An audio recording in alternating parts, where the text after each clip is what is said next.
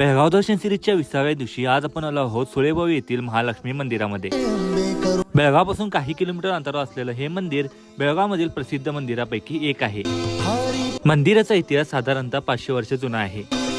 आता आपण आलो आहोत मंदिराच्या मुख्य भागात। चला तर प्रथम जाऊन महालक्ष्मी आईचं दर्शन घेऊया।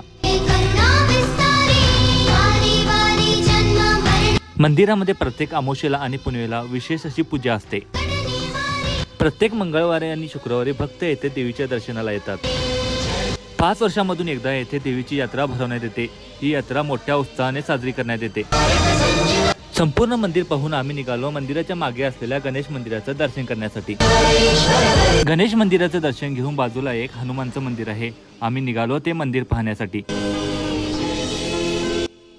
मंदिराच्या मागील बाजूला छत्रपती शिवाजी महाराजांचं नव्यानं स्थापन केलेलं एक स्मारक आहे। स्मारकाकडे गेलो आणि छत्रपती शिवाजी महाराजांच्या मूर्तीचे दर्शन घेतलो।